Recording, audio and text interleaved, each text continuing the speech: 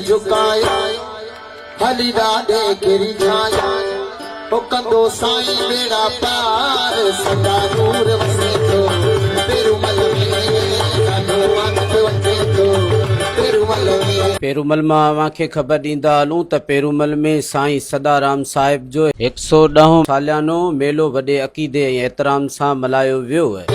सदा नूर वसे थो पेरूमल में ॾाढो वक़्त वठे थो पेरूमल में, जंहिंमें पाकिस्तान समेत सिंध जे यात्रियुनि वॾे अंग में शिरकत कई है। अली सब शीस झुकायो अली ॾाढे गिरी छाया अली सब शीस झुकायो अली ॾाढे।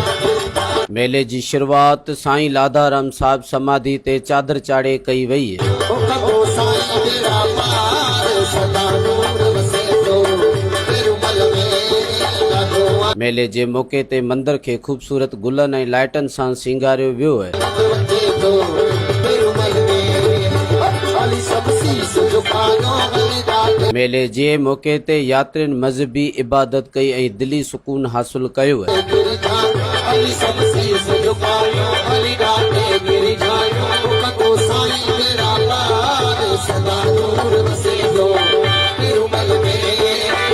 मेले में मजहबी टेबलोज पेश कया विया। इसलिए मेरी पुत्री और मेरा पुत्र सत्य प्रकाश यही रहेंगे उनके समक्ष उनकी सेवा के लिए।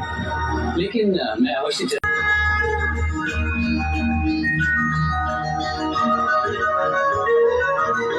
मेले में साईं लाधाराम साहिब जिन शिरकत कई है। वक़्त वठे थो पेरूमल में बोलो मारा सलाम साहिब की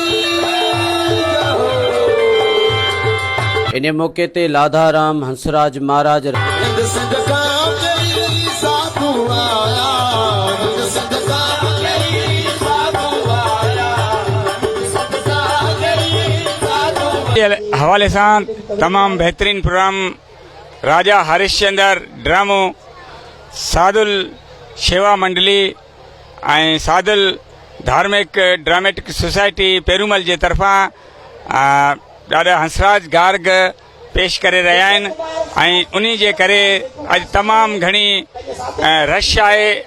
अॻियनि मेलनि जी बनिस्बत ही मेलो असां ॾिसूं पिया त तमामु परे परे खां माण्हू आया आहिनि।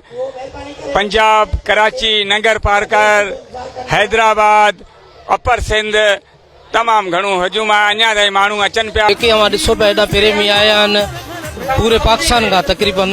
उन्ही खां पोइ हर साल हिन ई पंहिंजे जोश ऐं जज़्बे सां ईअं अचनि था ऐं असां हिननि जा धन्यवाद आहियूं। महिरबानी करे हेॾो वॾो जेको सफ़र करे अचे त उहो ई हिकिड़ो वॾी हिननि जी महिरबानी आहे। वॾो ऐं हीउ तक़रीबन वॾे में वॾो मेलो आहे। असां गवर्नमेंट खे इहे अपील था करियूं त अहिड़ा जेके मेला आहिनि इन्हनि ते गवर्नमेंट कुझु ध्यानु ॾे ऐं तवजो ॾे कुझु तरक़ियाती कमु कनि जी अवाम हेतिरी अचे त हिन मां घटि में घटि इन्हनि खे सहूलियत ला। सूफ़ियन ऐं बुज़ुर्गनि जी धरती है जंहिं हमेशा प्यार अमन जो दर्स ॾिनो है।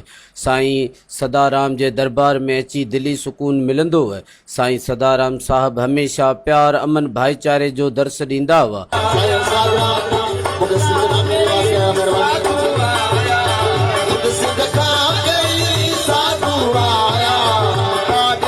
अणवणदड़ वाक़ियो न पेश अचे असांजी नफ़री सिक्योरिटी जा फर्ज़ अंजाम ॾेई रही है।